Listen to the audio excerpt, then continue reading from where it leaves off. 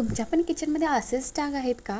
तर मग चला करूया एक सोपा आणि साधा उपाय, जेणेकरून तुम्हाला जरासुद्धा कष्ट करावे लागणार नाही. चला करूया. तर बाऊल घ्या आणि बाऊलमध्ये एक छोटा चमचा निरमा घालून घ्या. निरमा घालून झालं की त्यामध्ये घाला थोडंसं सोडा. चिमूटभर सोडा घातलं की मग त्यानंतर थोडंसं पाणी घालून मिक्स करून घ्या. पाणी घातलं की आपला स्टीलचा काता असतो ना भांडी घासायचा, तो स्टीलचा काता घ्या आणि चांगलं त्याला निरम्यात बुडवा.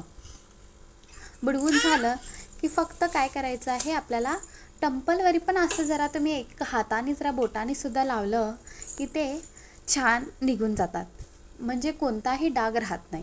तुम्ही बघू शकता. आता मी फक्त असं वरचेवर घासत आहे तरी पण ते किती छान निघत आहे. माझे डाग तर 4-5-8 दिवसाचे आहेत तरीसुद्धा ते एकदम घट्ट निघून जातात. ते बघा, एका बोटाने सुद्धा तुम्ही केलं ना तरी निघून जातं. सो हा ट्राय करा आणि नक्की मला कमेंटमध्ये सांगा. आणि हो, शेअर आणि सबस्क्राईब करायला विसरू नका. थँक्यू.